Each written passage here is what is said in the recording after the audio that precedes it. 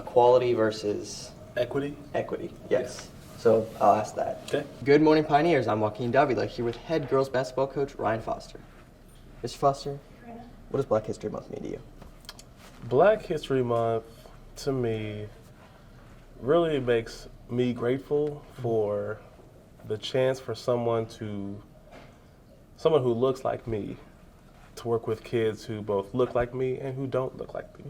You know, the civil rights movement cleared the path for a lot of, new opportunities and new avenues for people to come together. And so I wouldn't be able to be a teacher or a coach at this school without, the people we're celebrating during this month. So Black History Month just really reminds me about how lucky I am to live here and work with people who aren't even Black. And do you see it in other places, maybe around the world, where they don't have that opportunity, or people are excluded? You can tell that a lot of the fallout and even the precursor to the civil rights movement is still taking place, like places in the South, the Deep South. The racial divide is still present. The financial gap, racially speaking, is still an issue. So, there's still work to be done, and a month like this really gives everyone in the country a moment to really pause, reevaluate: are things fair? Are things equal? Are things equitable?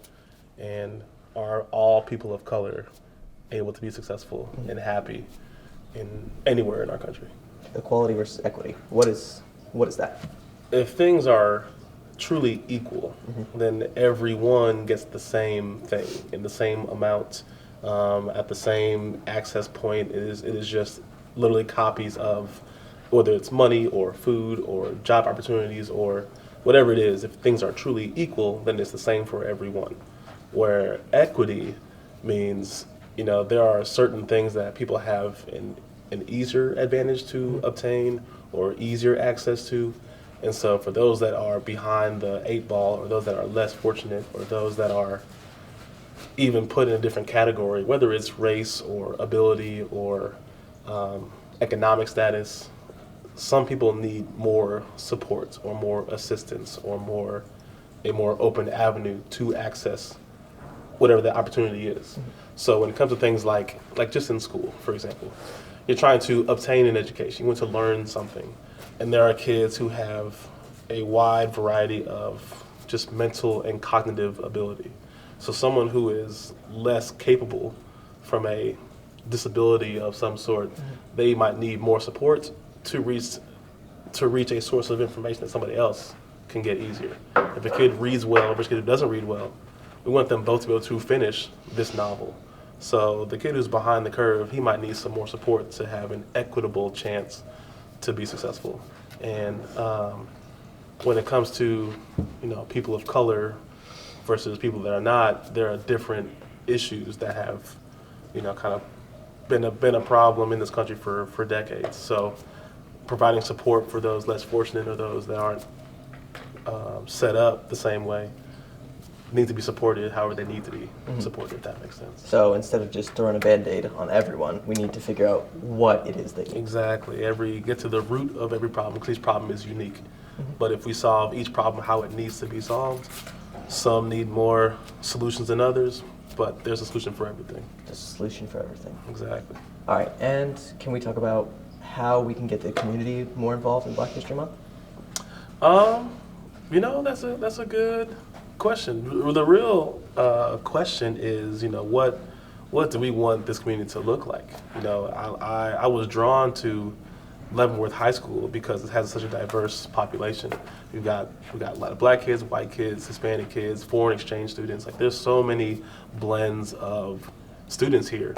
And when you couple the suburbs with the military population, we have kids from all over the world who've had all kinds of backgrounds. And so what do we want our bigger, larger community to even look like? And when it comes to how we can support each other, really that question has to be asked. What do we want our community to look like? How blended do we look outside of our high school? Because I love the way that we support each other's programs, sporting events, clubs. It's all great inside the walls of Leavenworth High School. but what clubs are there outside the school? What groups are holding, rallies and parties and parades? We need to learn how to celebrate everyone so we all can come together as a large community. And with all the different families that live here and have lived here, and what the traditions have been, that brings new ideas, a new twist, a new spin, or just a new event that we all get to celebrate. So, are there clubs that you know of in Leavenworth that do that? Honestly, not that I know of. This is my 4th year teaching here, and I did move here as a permanent resident a year and a half ago. So I'm pretty new to the scene of what clubs are out there, what groups are out there. But I did move here for that reason. I really wanted to know more about this city. I think there's a lot to offer here. I think there's a very rich opportunity here with so many different types of people. I just haven't lived here long enough to really experience it for myself. But this coming summer, I'll really be able to get out on our downtown streets, get into more businesses, get into more stores and more restaurants, and just see what the vibe is. But there's something to be had here. This could be a great community if we want it to be. Where'd you live previously? I went to school in Overland Park out in Johnson County. I've grown up in that Johnson County area since 1992 when I was in 2nd grade. Man, I'm getting old. So I grew up there, went to school in Shawnee Mission, and when I was, in high school, funny story, my sophomore year, my high school basketball team played against Leavenworth when Wayne Simeon was a student here. So I've seen the Leavenworth legend up close and personal. That was a large, man-sized high school kid. But I've known about Leavenworth for the longest. I'm aware of how good they were as a track program and their basketball program, obviously. So I've been aware of Leavenworth since I was, in my teens. All right, and living over in Overland Park in Johnson County, do you notice differences between growing up there and then what kids growing up here experience? Absolutely. The economic status in Overland Park is higher. There's more money out in Overland Park and Shawnee and Lenexa and Olathe. There's more money out there. So as far as access to technology and things like that in school, I feel like they have a head start against a school like Leavenworth, where we have a lower economic status in some parts of the city, and some families struggle with different situations, like the broken families. I've seen more of that here, and that has lent itself into activities and participation in school and in sports, things like that. So there is a noticeable difference in how life is in Johnson County versus Leavenworth County. All right, and then let's backtrack. So Black History Month. Why do you think it's important? What current events have sparked, we need this? So the last couple of years, there's been a number of incidents with just not just violence, but racially driven acts that have come up. And recently, the Tyree Nichols incident, where African American male got stopped for a routine traffic stop. The police officers at the stop became very hostile, very aggressive. It caused Tyree Nichols to kind of panic, and when you're feeling that kind of panic and anxiety, he fled the scene. So now it's a police chase on foot, and he got stopped, got apprehended, and was physically beaten and ended up fatally. Now, that incident is a very big deal, and not a lot of people have even heard about it because those incidents keep happening to the point where we're almost growing deaf to it. Like, it's almost becoming like another thing. And things like that, incidents like that end fatally and brutally, can't just be that unnoticed. That's a big problem. And with it being Black History Month, naturally people want to assume that it was a racially driven incident. And even though the driver was African American, so were the police officers. So now, instead of it being a racist issue, now it's just a humanity issue. There's not a way to, you can't treat someone like that. Like they're just not even human. I mean, you can be upset or aggravated in a situation, but police officers are here to protect and serve. And when you don't feel protected with someone who should be just doing their job on what should be a routine traffic stop, then something is wrong with humanity as a whole. And when someone gets treated like that, to the extent that Tyree Nichols did, to where he got beaten so aggressively, he ended up in the hospital for 3 days and died after the fact, we need to really take a step back and see how are we treating each other just as people. And you can take something like Tyree Nichols' fatal incident, where if you're in a position of authority and you are in charge of a group, you're leading an organization, you have to treat those that you're supposed to be protecting and leading with the utmost humanity and the utmost respect and the utmost care, because you are there to serve them.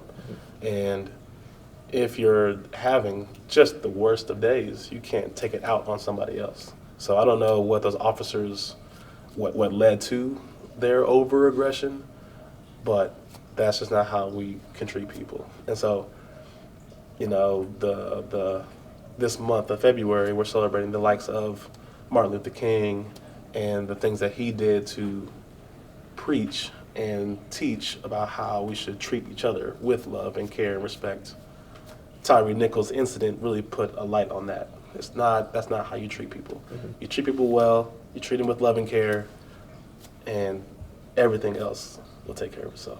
It's humanity. You need to treat each other fairly. 100%. So, is there a power issue? Do people not understand that with power, you have to be responsible for the people you're in charge of? Sadly, that is a problem. People think that if they're in a position of authority, that they can do whatever they want. They think they're untouchable or invincible, and there's a checks and balances that should have happened there. But it's different if it was just Tyree and just one officer. There were 5 officers there, and amongst the 5 of them, they all have to understand their position and what their authority actually is.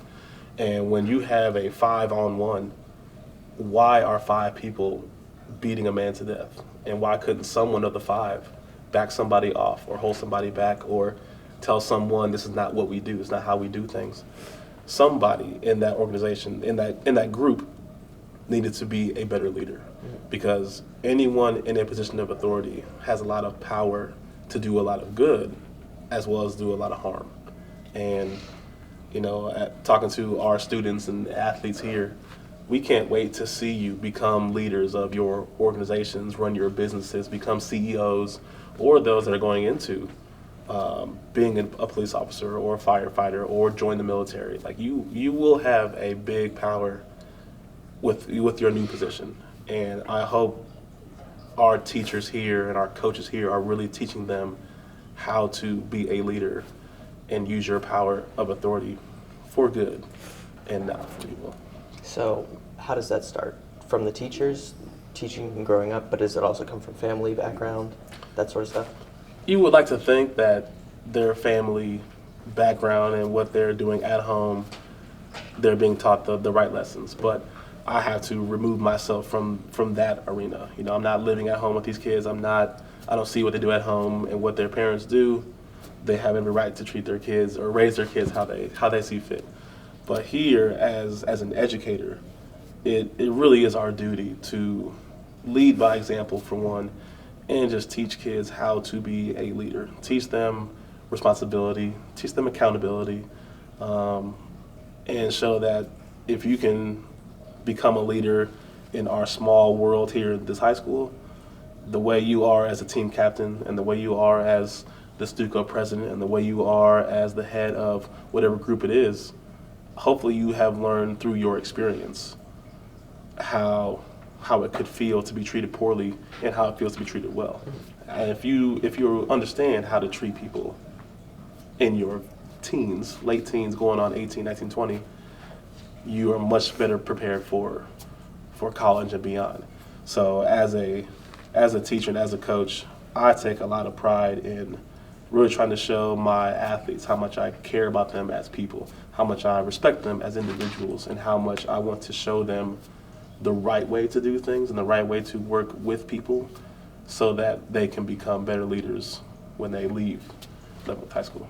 Again, it's about showing humanity. It's about, I care about you. I hope you're doing well, and I want to make you better. Exactly. I am here to serve you as best as I can so that you know my love and care for you as a person will make you a better citizen outside of this community. So, what values that Martin Luther King taught? Do we still see those issues today? What is going on? One of the biggest things that he really talks about frequently is the fact that light brings light and darkness brings darkness. You know, if you want things to change and you want things to be different and be better, it has to come from a place of light and a place of good. You know, you can't stomp out hate with more hate. You can't try to change bad things by doing bad things. If you want things to be good and to be better and to be caring, you have to show that same level of care and love, if not more.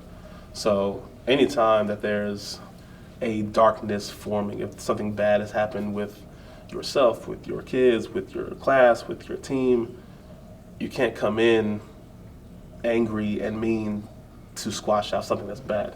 You have to come in with a bright light, a ray of hope, and use your positivity to transform the negativity. If you can shine light in the dark, that's where true change is going to happen. Okay. I'm Joaquin Davila here with head basketball coach Ryan Foster, and this is Pioneer Perspective signing out.